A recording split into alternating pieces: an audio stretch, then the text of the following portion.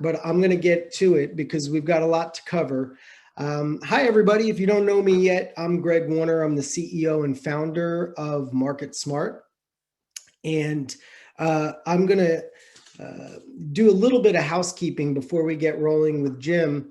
I know I'm going to get asked this question a couple of times throughout the event, but the recording of this and the slides will be made available. We will email you. It'll probably be early next week, maybe at the end of this week. But yes, the recording and the slides will be made available. They always are for our webinars.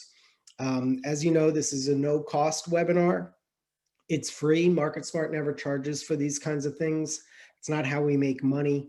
We want to get the word out and help you.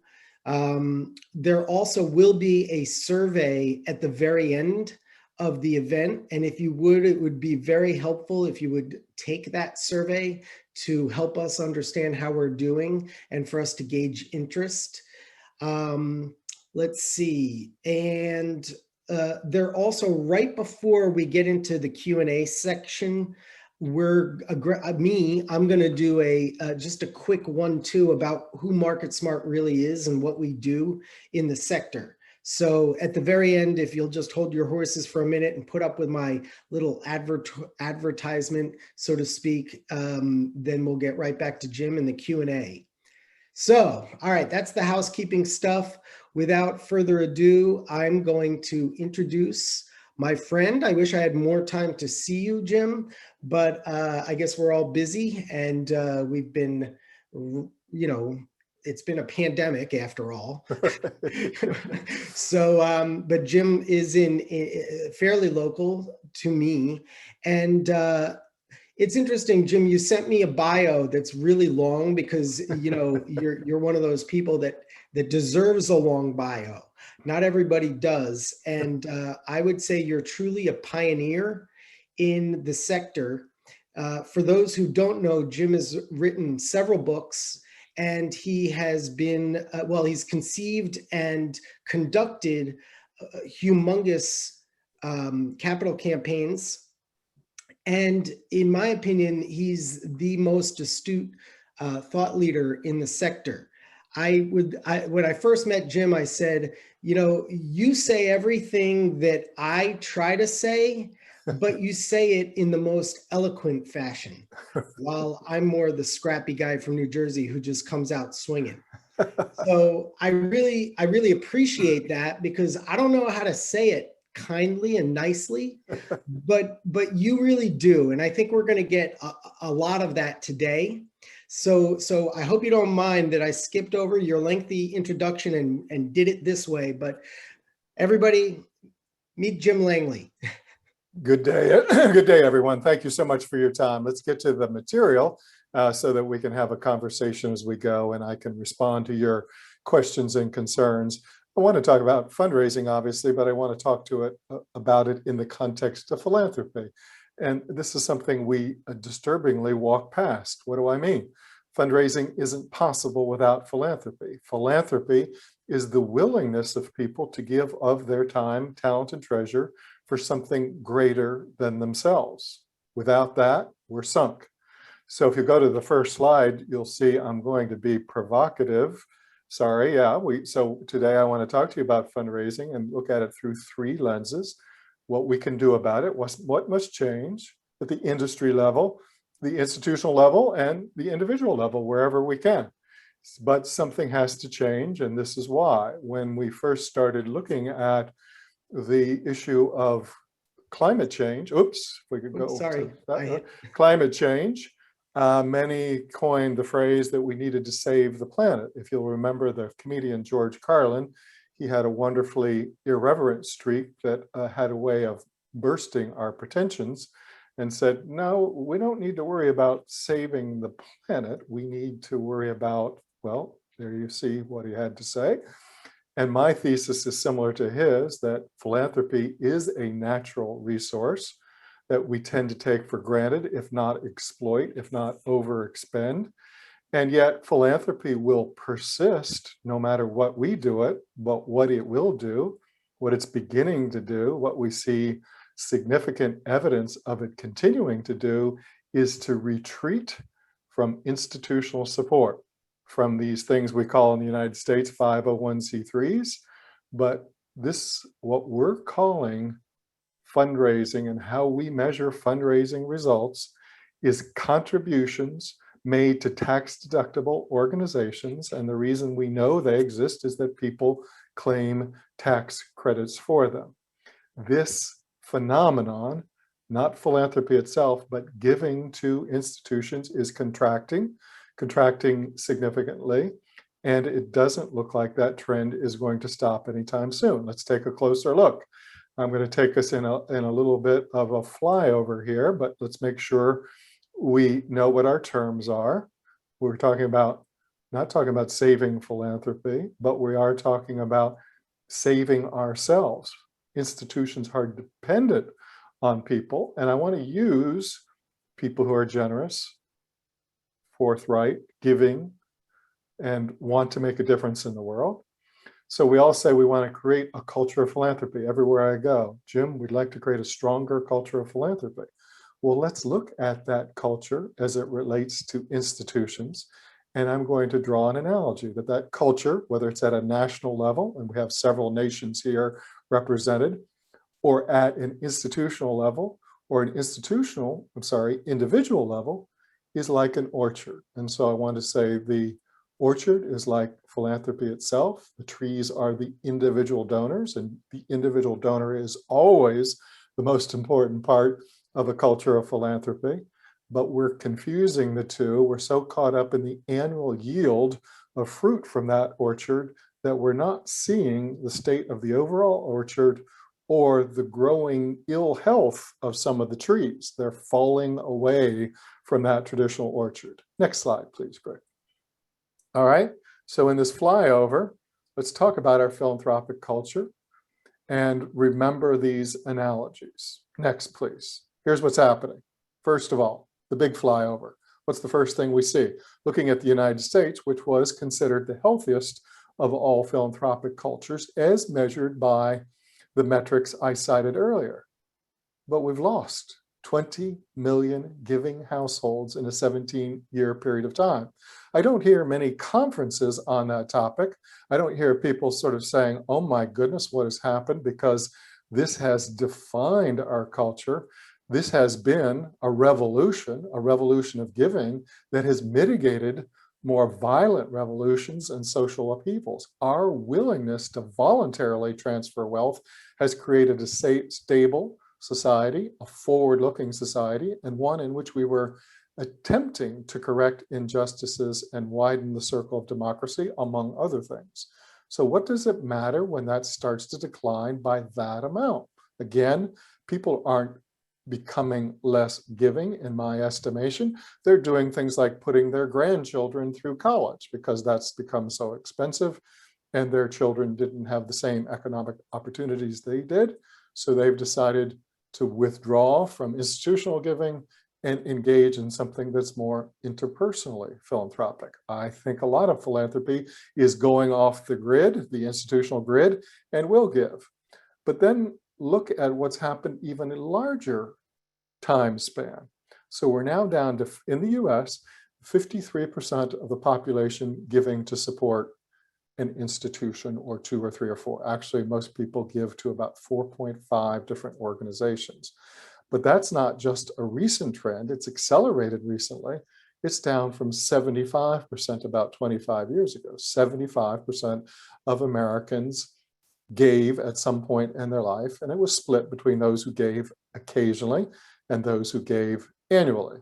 And the same thing is happening in Canada and the other countries that we are aware of where we can measure this, is a loss of trust in institutions, which then manifests itself in declining support for institutions.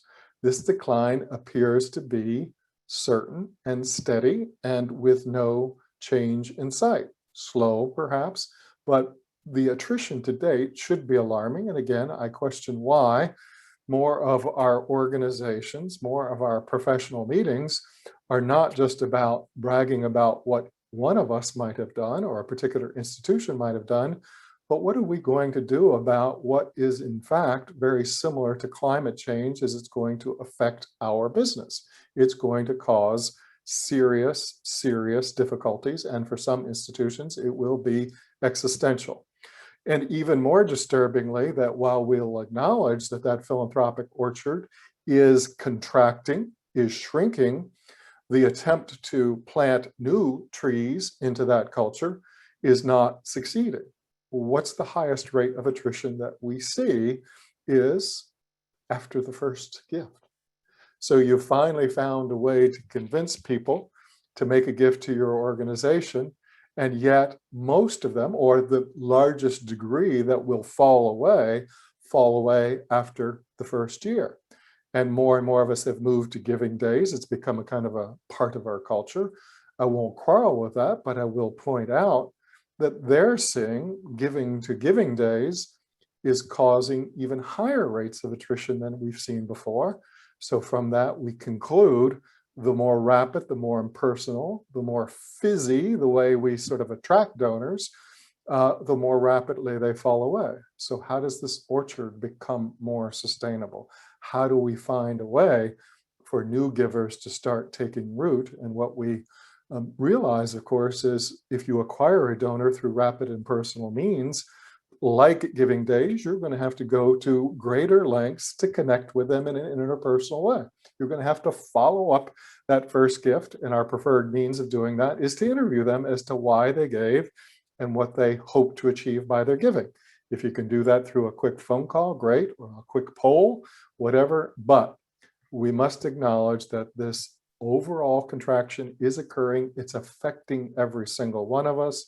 When we work with clients and have intake systems for new clients, we always send them a data set, and we see this pattern over and over and over again. Is while they may have maintained a degree of respectability, if not success with dollars, the annual yield of fruit, they acknowledge it's coming from fewer trees, and those trees are older. And some of those trees are quite remarkable in what they're providing, but they're older, and the replacement rate or the replacement cycle is nowhere in sight. Next, please. So look at American higher education again as an example. Once the sort of envy of the philanthropic world, and the notion was, well, higher education does so well because it grows its own sources of support.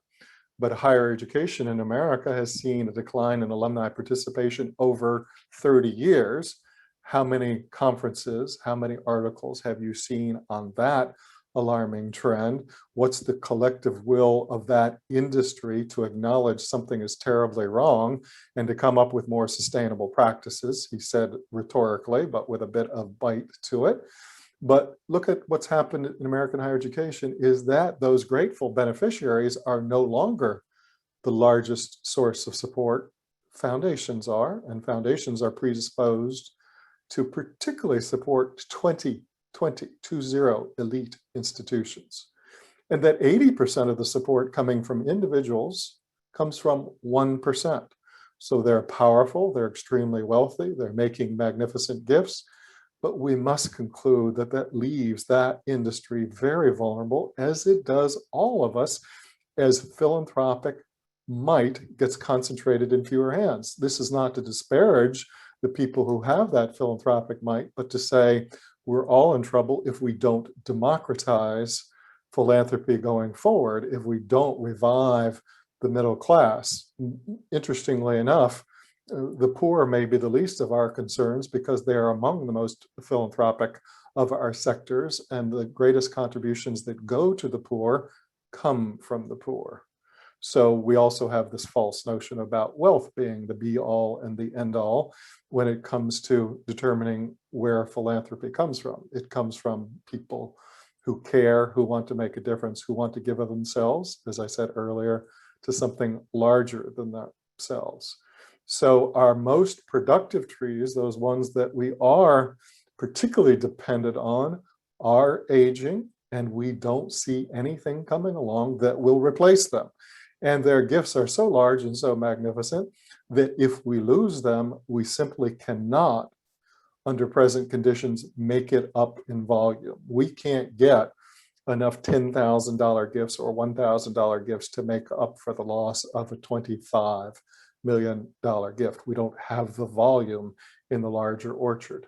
And then finally, to give you the full depiction of what I'm trying to bring to our attention, our collective concern, so that we stop ballyhooing our individual successes and acknowledge that while we may be achieving those, we all share and should be sharing a greater concern.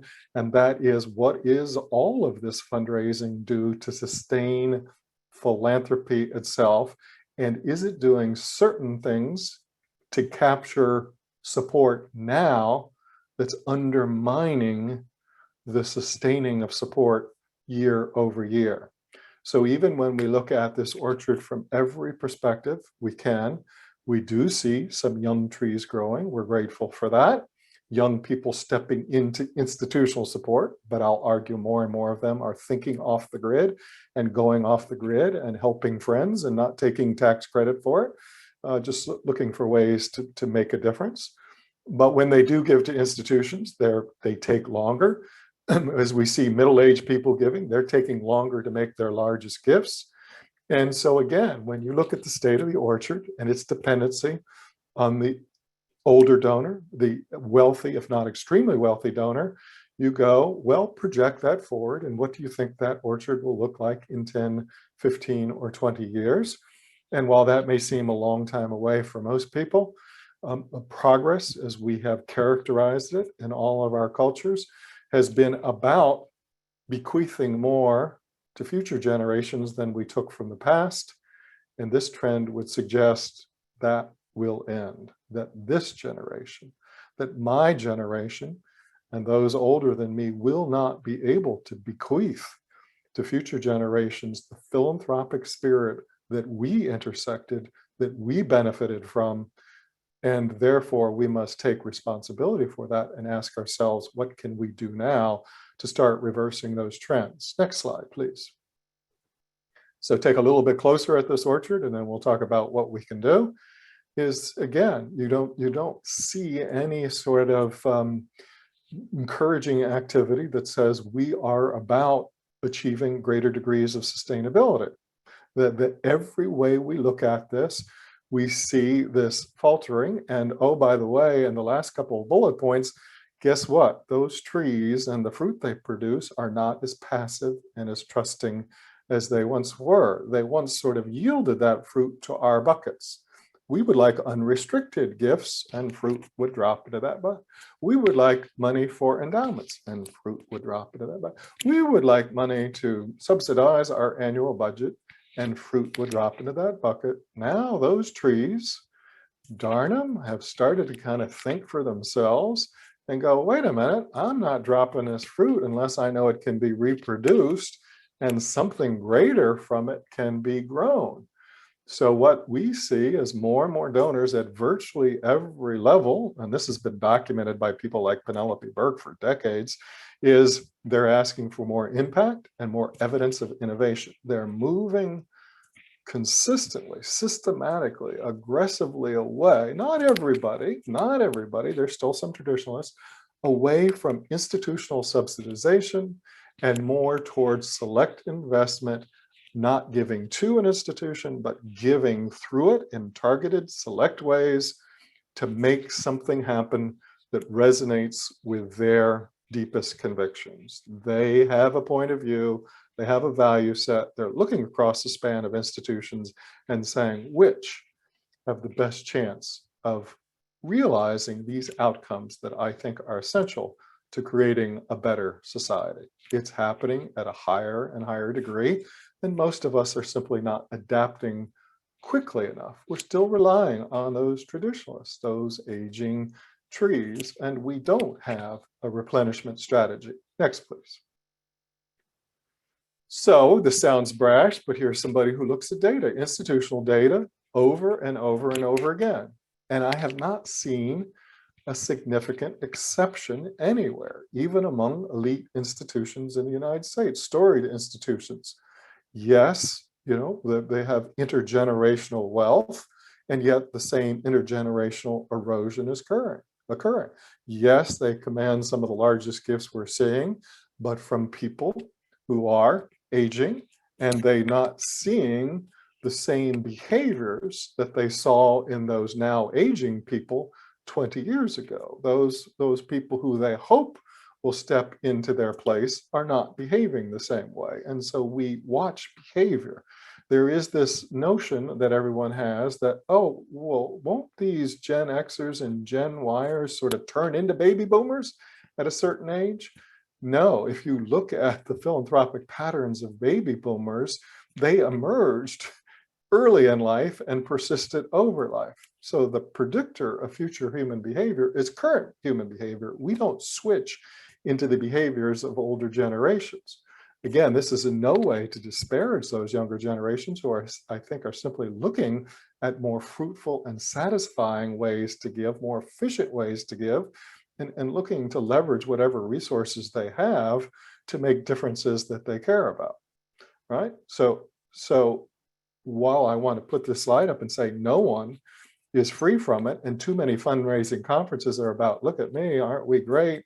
We had a wonderful giving day. We had a wonderful year. I understand. I did the same thing. There's a lot of pressure on us to produce. That can't we among ourselves sort of agree that we have a lot more to be concerned about than to tout at conferences? Can't we come together as an industry and start agreeing that we must all be advocating more sustainable practices? And for those who will insist that, you know, Jim, we've had a couple of good years, Jim, and, you know, everything is great here, and I don't know what you're talking about because I'm not seeing the same thing. I'd say, you know, well, look at your data, look at your longitudinal data, and please send it to me if you see something I don't, because I'd love to compare apples to apples. But if you don't mind the chiding of what I hope you see as a loving friend, I would say you ballyhooing your successes is a little bit, you know, like the climate denier saying, well, but we're having a nice spring in Frederick, Maryland, so why should I worry about climate change? Well, because climate change is inexorable, the data is compelling, and we must confront it together. And the more of us that deny, the fewer of us working together to create that critical mass of thought that becomes necessary to influence higher up board members, presidents, CEOs, and to create a kind of inescapable truth that this human resource that we call philanthropy is retreating from institutional support. Next, please. Okay, so Greg was in one of his push outs there, a quote was kind enough to put this there about me and to cite my book down there at the bottom. So I'll sort of shamelessly point that out as well. But is this something that we can agree to? The cognoscenti on this call, can we agree that this is something that we must pay attention to and then ask ourselves non-defensively, well, how are we doing? How are we doing not only in becoming more attuned to why donors are giving to us, but more attuned to why so many are falling away quickly after first-time gifts, falling away in significant portions? What is demotivating them to give? And are we building a collective intelligence within our industry about this from which we can all benefit? Or are we sort of overly positive at the expense of being unaware of these more disturbing trends? I want us to be positive in terms of getting up every day, working as hard as we can to make the greatest difference we can with what we have, but then to say, what is it that we can do to create a better tomorrow for all of us, right? And so we tend to ignore concerns and complaints, or to say, you know, that's not what I'm hearing from a lot of people. I just want to share a quick anecdote, a personal anecdote, to tell you why even a few complaints are extremely important and why all of us should be paying attention to that occasional brave soul who speaks up and says, well, I don't like this, or you're not doing something right. I was at a conference years ago. You remember those in the period of COVID. We actually gathered at conferences, and had wonderful time together, and we will again. But I was at a conference years ago, and I woke up in the morning to take a shower, and there was no hot water. So I called the front desk. I may have been a little grumpy. It was early in the morning. I hadn't had any caffeine, and I may have said grumpily, "There's no hot water." To which the person said, "Well, nobody else has called about it," and then started instructing me on the difference between the two knobs, the hot and cold knob. This is what happens when you complain. Very often organizations treat you like a dolt, so they take you back to well, now you know the hot is on the left and the cold is on the right. I said, yeah, I have picked up on that over the decades, but I'm still getting cold water, which, don't know what to do because we're just not hearing it from anyone else. So I go to the conference, I sit at an table of 8, and I say to people at the table, did anyone have hot water this morning? No one did. So I said, did you call the front desk? They said, no. They shrugged their shoulders. Nah, what's the point? Had to get to the conference. So the researcher may start circulating to the various tables and saying, did anybody have hot water? Nobody had hot water. Maybe 3 out of 100 called the front desk. I was the first. So we have to be so attuned to donor discontent. And we all know enough about human nature to know that sometimes you've got to pull it out of people. So one of the things we have to do is not only poll and interview, but you have to say things like, how could we have done better? Where did we miss the mark? We know you care about the institution, but can you guide us on ways that we can be more responsive to your concerns? Anybody who's done confidential interviews, such as feasibility study interviews, knows that sometimes you've got to ask a question 3 or 4 times to get to the truth. And you'll still get people saying largely nice things. And so we'll conclude those feasibility study interviews with, okay, so then where does this organization fit in your overall philanthropic priorities? And these people that have been sweet and complimentary throughout say, probably second or third tier, you see? So until you ask the comparative measure, you don't know. Remember I said the average person gives to 4.5 organizations. We see them giving to us, sometimes loyally, and we assume they're most loyal to us. How many of you have asked even your most loyal donors, where do we rank in your overall philanthropic priorities? How many have compared the giving from your donors to other organizations, just samples of it, to see, while they appear to be loyal, appear to be supportive of you, that they're far supportive of others and you don't know why. So guess what happens when that orchard starts to shrink? What's the first imperative, right? Is to preserve the trees that we have and to preserve as much productivity as we can. Those trees are the individuals. What's the most nurturing thing that we can do in human relationships? What do we do when human relationships start to turn, start to become difficult? What do? We talk, we listen, we let down our guard, we stop pretending, and we say, okay, let's see how we can figure this out, and let's find the kindest way to tell each other the truth. Next slide, please, Greg.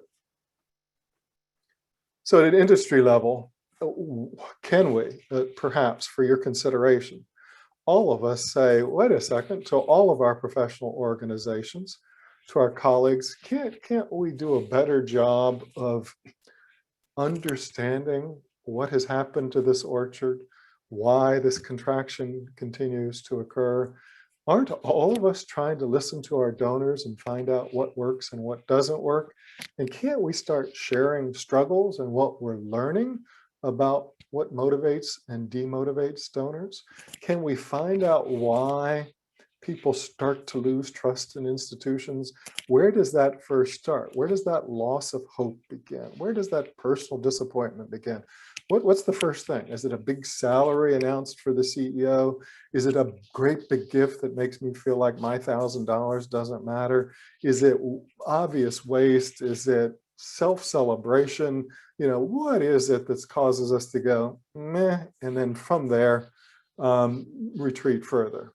What demotivates donors? Why don't we know more about that? Why are we saying to ourselves, let's get better at that because it will help all of us? And then eventually, if we know what causes people who manifest the very behavior that we thought so important, then they start to pull away, then we'll start to learn something as an industry, I mean a fundraising industry. And then we can start to say, well, what will it take to renew and regrow this orchard? And maybe that orchard, by the way, is being regrown right now with small nonprofits, with people on the street helping their neighbor, and trying to do good and kind things. Maybe we don't know it. And maybe for some institutions, it's going to be hard to get back there because we're just too bound to place, too bound to these big headquarters. We don't have anybody in the streets. We're talking to ourselves in Zoom calls in pretty offices, and we're not taking public transportation. We're not looking in the eyes of hard-hit people. We're not listening empathetically and understanding the human condition and what people are hoping for and expecting for from nonprofits. And maybe that's something we're just going to have to bust up and get out of our comfortable places and start interacting with real people with real struggles, maybe. So we have to do, as an industry, much more listening, much more information gathering, and stop this pitching and pleading stuff, and particularly stop the pleading about our needs and start talking about human needs that we could do a better job of responding to. I am so encouraged by how now structured listening, what I have called for decades forensic listening, has become recognized now as a great strategic asset.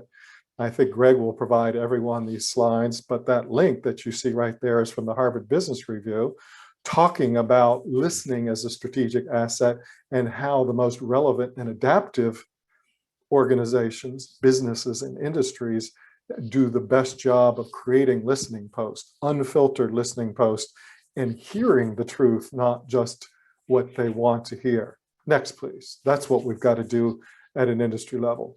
Here's a post that I put on LinkedIn recently. I won't recapitulate this post, but again, since you're kind enough to put up with me and spend time with me, to ask all of you, can't we be more honest with ourselves in our communication? Can't we, in our meetings, in our interchanges, acknowledge these hard, cold realities that you see in front of you?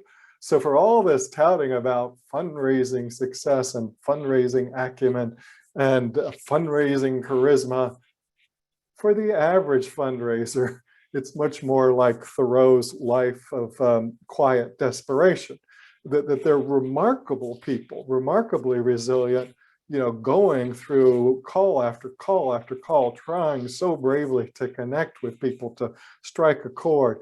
These fundraisers under difficult circumstances are absolutely remarkable in their resilience, but no one's saying, but they're working from a more depleted orchard. They're working from more skepticism among donors, and they're working with donors that simply don't want to start the conversation with a fundraiser. They want to start with a content champion, a doer, a difference maker in the organization. Can't we start sort of saying this is the more common reality for most of us, most of the time? And why are some of us trying to pull away and say, but we're better, when in fact none of us are free from these larger trends, or none of us are free from that encroaching shrinkage of our beautiful philanthropic orchard. Next, please. What else at the industry level is let's get more realistic about what fundraisers can and can't do. And I'm talking about the best fundraisers, the people that, notwithstanding these difficulties, are doing what I described earlier. And yet they're being asked to acquire donors who don't want to be acquired by a fundraiser. They're being asked to repair relationships that can't be repaired by fundraising or advancement, but may require someone else in the organization to acknowledge that something could be done better, that they were wrong in neglecting or missing clues or failing to understand what people from outside were trying to tell them, right? It's as if these orchard owners, these people that deploy fundraisers but don't do fundraisers, say to the harvesters, the people who are supposed to pick the fruit that's been grown over years and years, and it takes trees, what, 5 to 7 years to mature. Oh, think about that. Everybody loves the cultivation metaphor, but not the hard, cold fact that natural cultivation takes 5 to 7 years. But these orchard owners come in and say, well, just increase the annual yield and don't tell me about the shrinking orchard. Don't tell me about the aging trees. Aren't you a fundraiser, and aren't you supposed to make more happen every year? And if you can't, maybe we just need to sharpen those metrical teeth.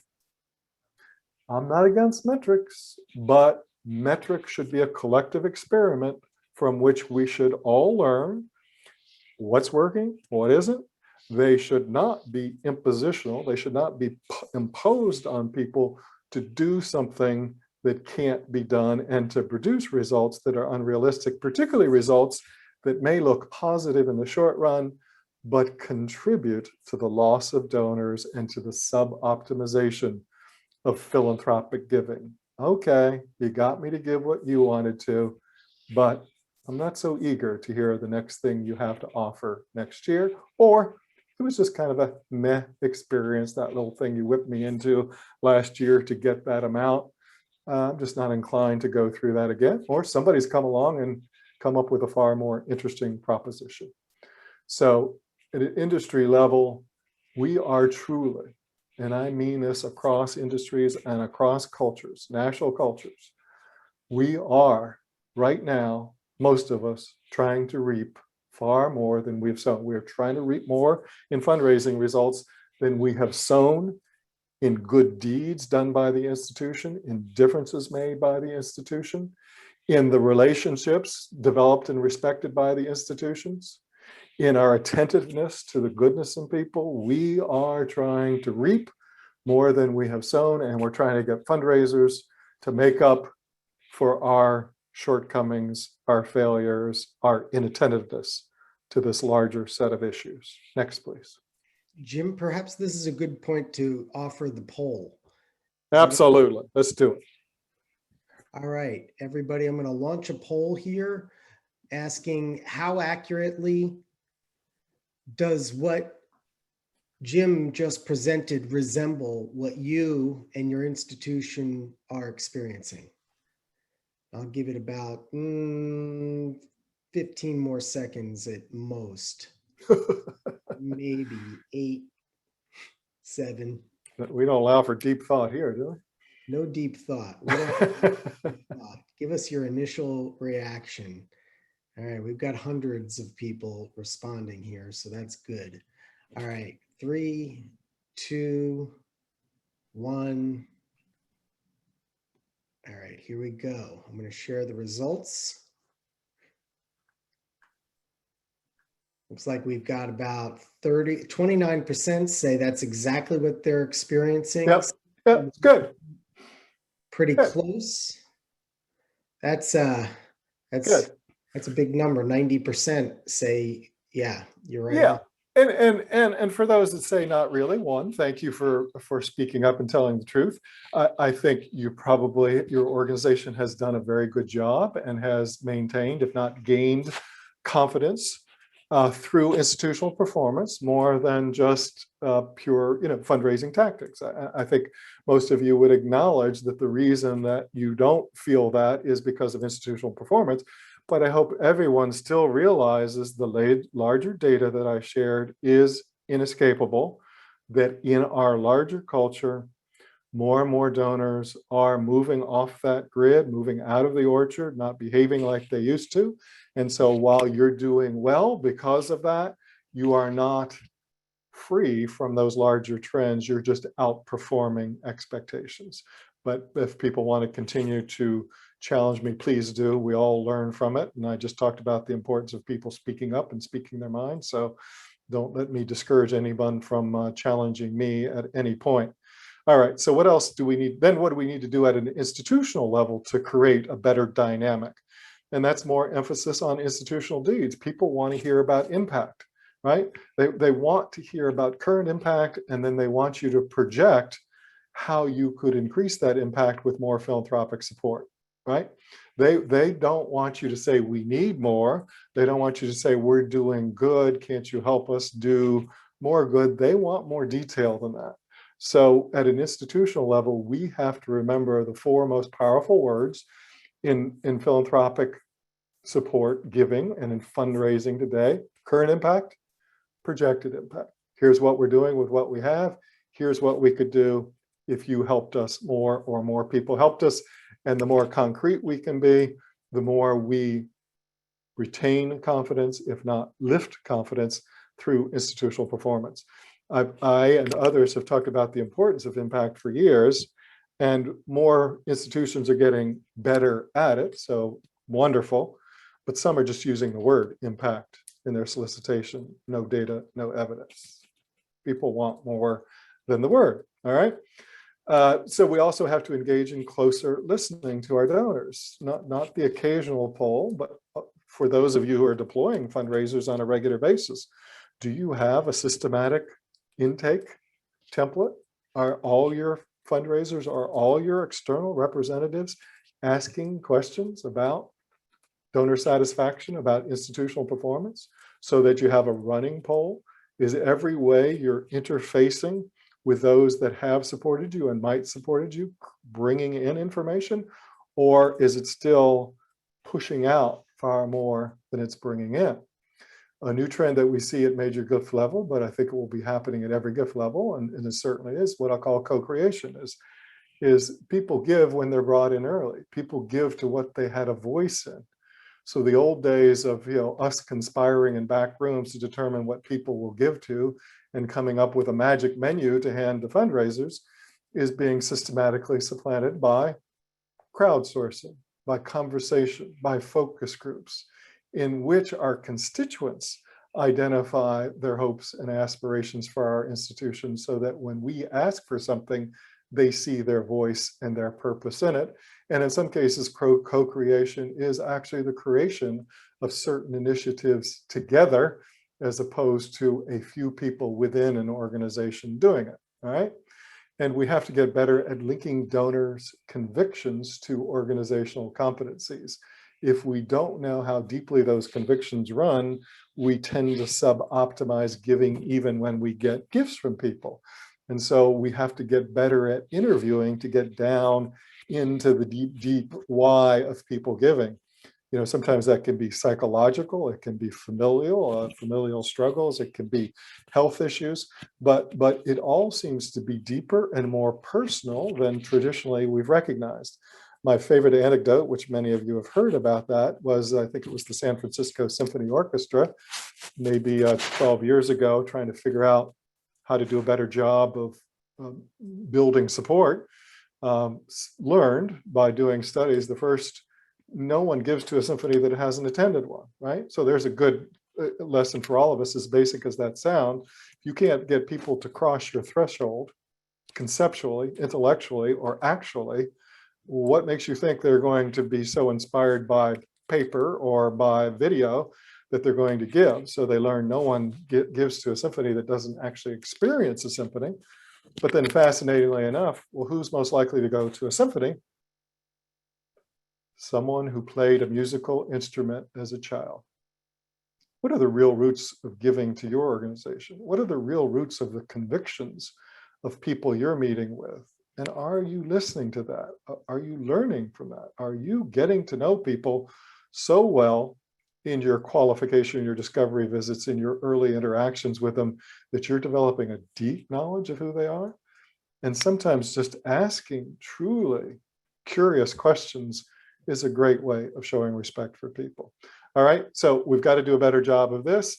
And then, as you see me saying here, again, this is about partnerships, and I still see too much of institutional support sounding paternalistic. Here's what we've determined you should do for us. Here are our priorities and our buckets. Oh no, we didn't ask you in the formulation of those concepts, but now we've empowered our machinery, our marketing might, to convince you that it must be done. And when that turns to, oh, we need your help because we're struggling to make ends meet or to keep the lights on, it's a pathetic kind of paternalism. it's sort of saying you should care about us, even when it sounds off, right? So we saw that in annual funds at universities years ago, where people were saying, we need your help to keep the lights on, literally, phrases like that in their annual appeal.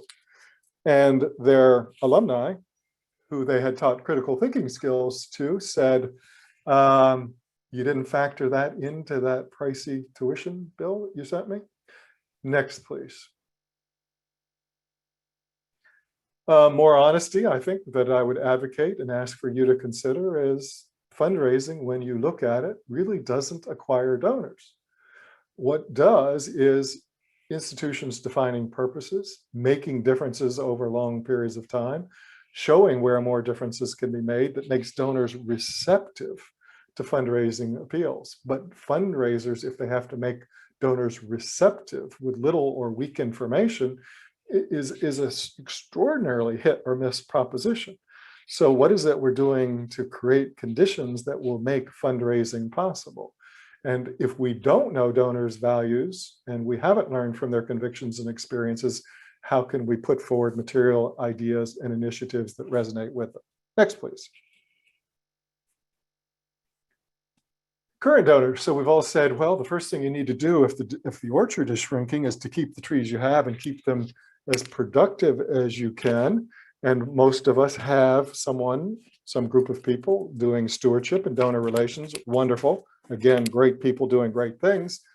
But very often I'll say, well, who is your retention czar? Who is the person then who's scrubbing all that data, listening to everybody who's interacting with people in the field, doing research across the country, maybe across the globe, about what's behind this loss of institutional confidence?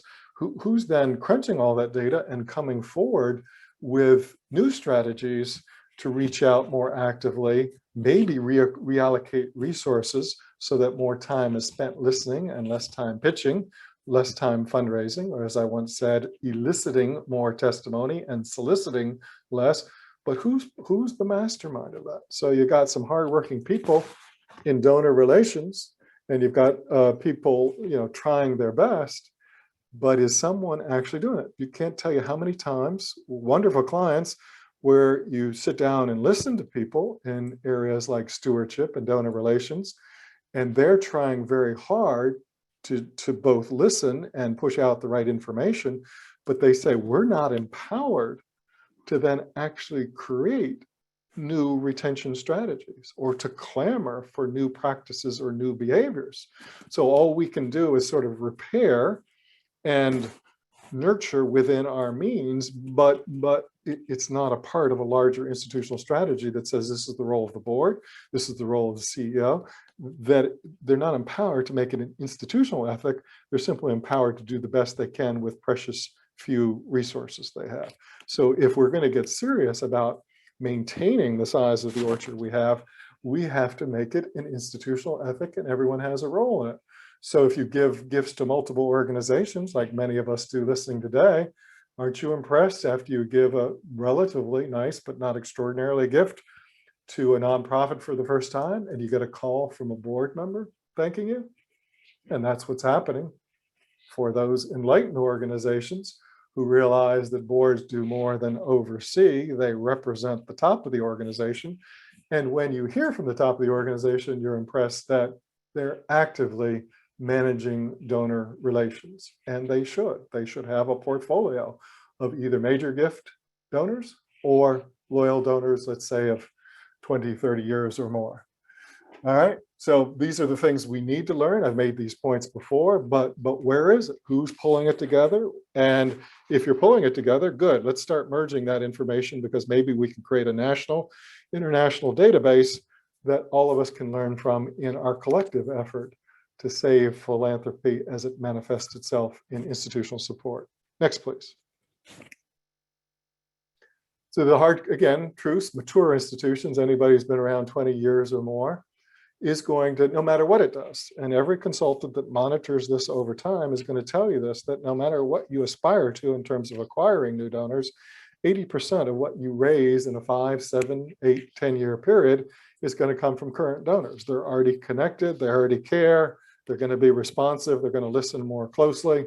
So pay attention to them, and then remember this powerful 1% that can make these catalytic gifts, reputation building gifts, and can help you realize objectives to a large extent, but don't become overly reliant on them. But you've got to have somebody focused on them and putting forward ideas that they find credible.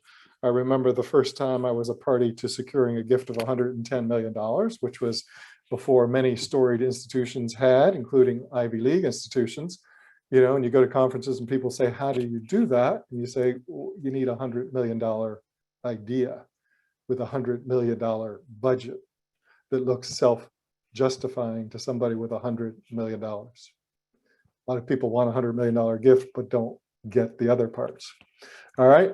So in this new climate, new donor acquisition for a lone wolf frontline fundraiser with weak material, with institutional needs, is an extraordinarily tough environment. If you're putting them in there, why? If you're measuring too hard, you're just going to add discouragement on top of a tough situation. That what we're going to ask for frontline fundraisers and acquiring major donors in the future is the ability to orchestrate, to deploy others, to create other events and activities that will draw those donors into them about weighty conversations, about great differences to be made. The fundraiser can orchestrate that, but will not be the first person to broach the topic or broker the relationship. That's just incredibly realistic. All the data says that. I know someone's going to tell me about exceptions, but look at it broadly. It's happening in extraordinarily rare cases, and that might be where you have extraordinary rare institutional performance for a long period of time. And then your donors are going to take more time to move up. So realism about what is going to happen is critical to maintaining morale internally, managing expectations internally, and getting to a more sustainable enterprise. Next, please. Individual level, and thank you for your patience. We're trying to get a lot in here, is all of us have to commit ourselves to being better interviewers, of learning interview technique that's revealing, that puts people at ease, that isn't manipulative, that allows them to open up, that recognizes that interview may take several interactions before trust is built, and manifestation of behaviors that donors can see and start to trust. But then we're going to have to share what we're learning from our interviews that may not always be positive or not just reflect on what will happen with the next gift.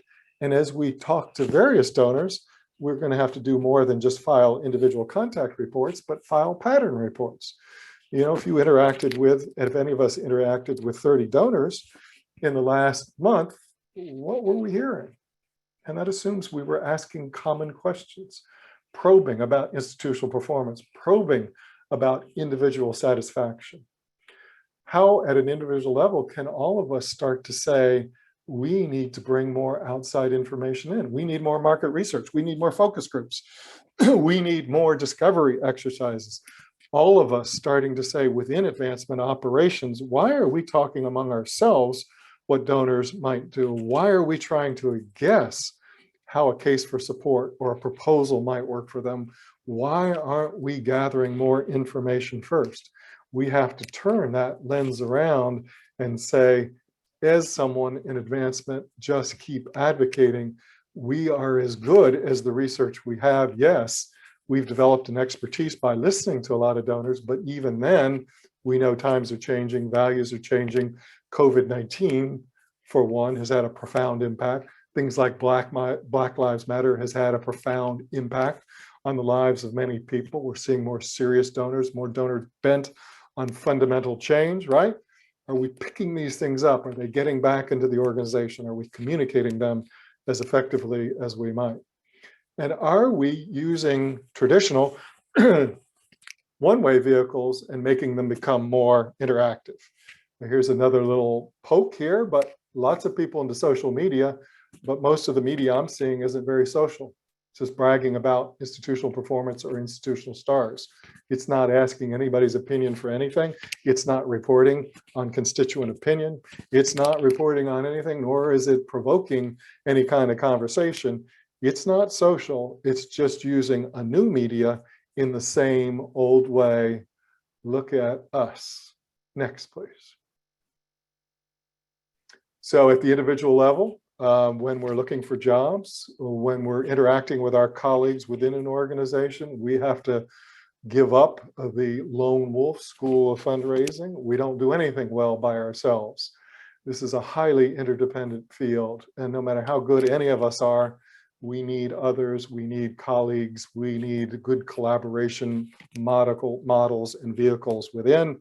And all of us who have been around any time know that when you look at the anatomy of a successful gift at any level, there's lots of hands on that gift over time. Even if we might have been the last one in, that we might have built the relationship, that we might have found the way to come up with an idea that resonated with the donor, there were lots of things that preceded that, that formed an impression of that institution, that made that prospective donor willing to listen to us. That all of us have to begin to emphasize that the more collaborative our cultures are, the better we will be at donor relations, and the better we will get at donor acquisition in an institutional sense. And if I could reflect on a long career, you know, those who have overstated their personal ability to convert marginal people into spectacular donors, who have told stories about their prowess and powers that weren't true, have actually helped create these false expectations that have been visited on other fundraisers. You know, the inevitable story about they started with $100,000 commitment, and I just kept saying, can you add another zero? Ever heard that story? Yeah, how well did that work over time? But you see, there's been too much of that and too little about how collectively we have gotten better at understanding donors, causing them to affiliate, making them feel better about that affiliation, then showing them where differences could be made. All right, I think we're just about there. Quick something to think about. We tend to get over specialized as our organizations get bigger, and as the more specialized you become, the more you lose sight of important functions. So I just wanted to contrast the specialized organization with the functions it should be performing. You can still call people what you want on the right, but we got to get more of them performing the functions on the left. Next, please. And then finally, to conclude, and thank you so much, I poured out a lot of information, and some of it intentionally had an edge on it because I wanted to use this time to say we need to be alert to encroaching change, to different dynamics coming our way, is associate yourself in every way you can in describing yourself in your social media posts, at meetings with colleagues. Associate yourself, wear it on your sleeve, that I believe in and I am trying to practice fundraising practices that, if they will not at least sustain, if not renew, this great natural resource we call philanthropy, be in the sustainability business and share it at every turn, not how much we raised last year, not the largest gift we got in recent months, but what we're doing in our own way to start growing a more productive orchard of philanthropy wherever we can. Thank you so much for putting up with me and listening, and hope we can continue the conversation in other places and other venues. Jim, thank you so much. Really appreciate you participating today. And it's funny because I've said to people that I could listen to you all day long. So I appreciate you taking the time. I'm going to give a quick minute about why you're here and why you and I know each other, and then we're going to open this up for questions. There's a whole bunch that came in, and most people used the chat rather than the Q&A, so I'll be dancing around. But these questions are really outstanding, so I recommend everybody please stick around. And by the way, the reason Jim and I engage with one another is because what Market Smart does is we help fundraisers essentially do everything that Jim is recommending. So we help them combat what I call fundraising climate change, and Jim is calling climate change. And we do it with a system that you don't even have to run You just can leverage it and we run it for you so that you can be the fundraiser that you want to be. So, all right, moving on. Let's go into questions and answers. And I've got a bunch. I'm going to start from the bottom, I guess, which is one person asked, what do we know about broader cultural influences on the decline of giving beyond fundraisers' control? Most of it's beyond their control, virtually all of it, other than, annoying short-term fundraising practices, right? And sometimes fundraisers are pushed into doing things that they're not comfortable with, right? So most of it's beyond their control. I think a lot of it has to do with the perception of institutional detachment, that it's gotten removed from the realities that people are experiencing, and it's not listening, right? So think about, even at an interpersonal level, a friend you once knew, he or she becomes successful, busy, and when you interact with them, they don't seem like the same person. They don't seem like your friend anymore. By the way, the least likely cause is financial. So even during the Great Depression, the percentage of Americans who were giving before continue to give. They simply scaled it to their wealth. And as I said earlier, the poor give the most to the poor. So we tend to think, well, if there's an economic hiccup will drive down the dollars given, but not the number of people giving. If you're philanthropic, you're philanthropic. It's a part of your nature. You continue to give.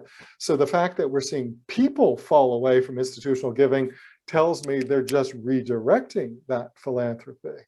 And I think to things they can see, feel, and touch, and they feel are on a more human scale. So we've got to get down, for big organizations. I think the key is, as one person said, you got to start acting like an agglomeration of nonprofits. You got to push out lots of different causes that your organization can advance and give people more choices.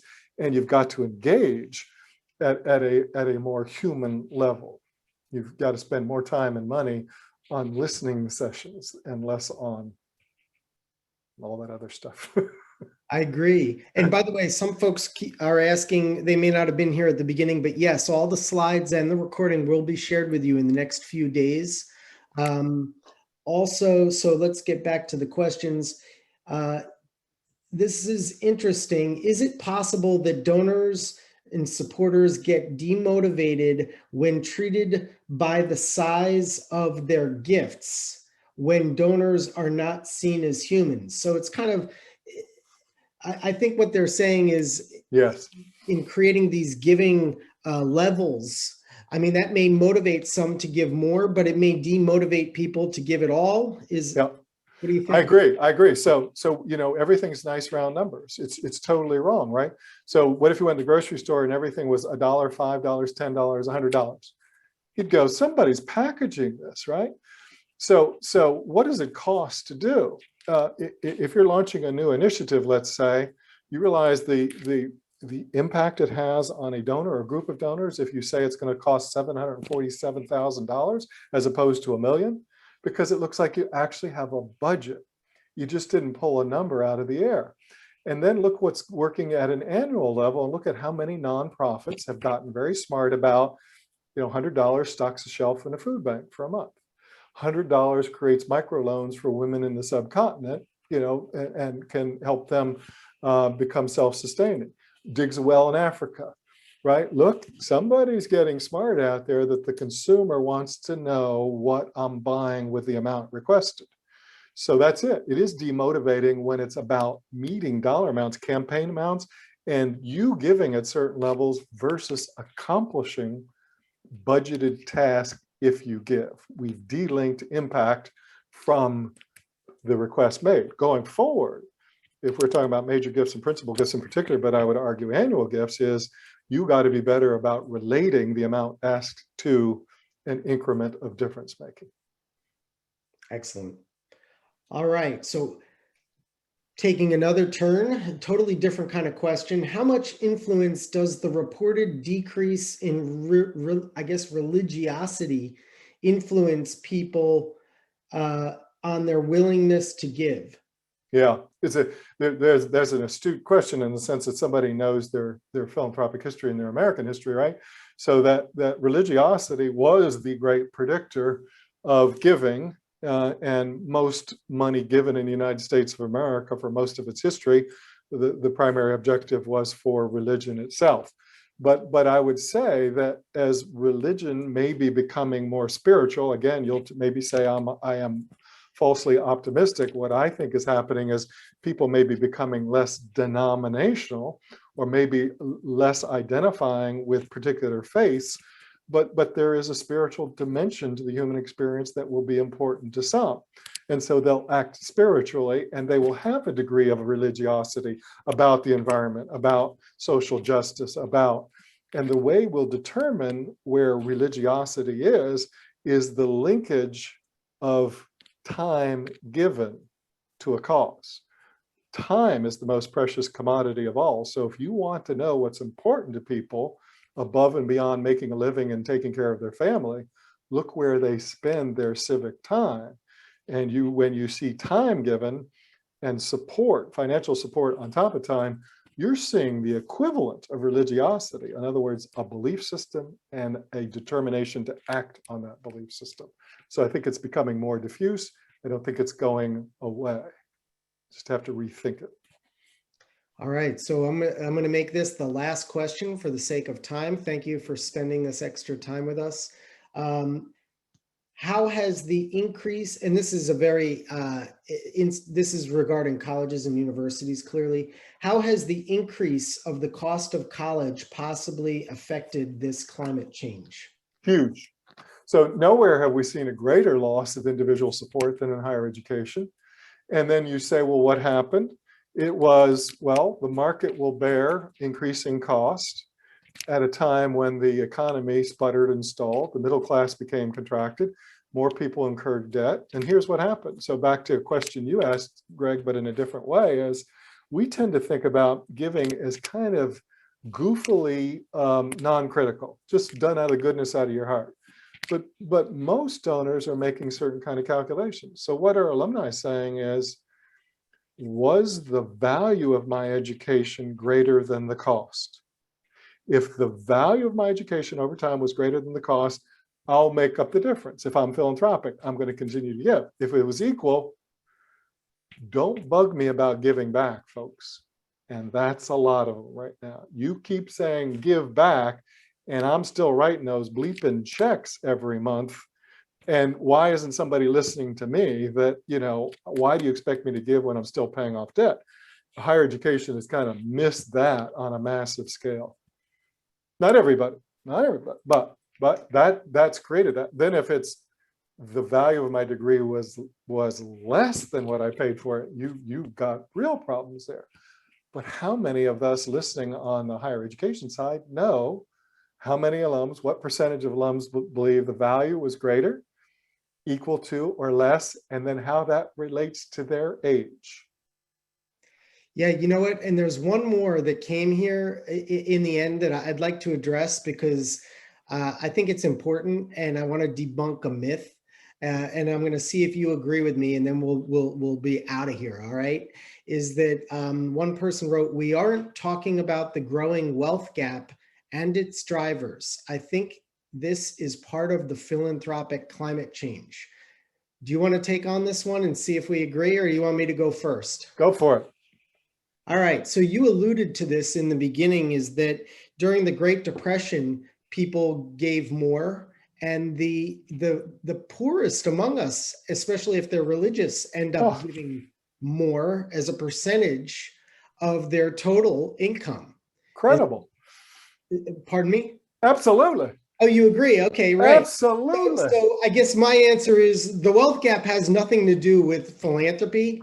It's all about trust, and it's all about whether or not organizations and institutions actually seek to work with people to live out their philanthropic inclinations. And if they don't, and they fail to, and they don't care about the humanity of individuals, it doesn't matter. It just is not. I know that everybody likes to say that it's a big.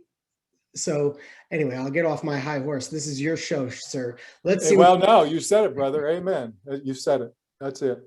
That's it. All right. Well, with that, thank you very much,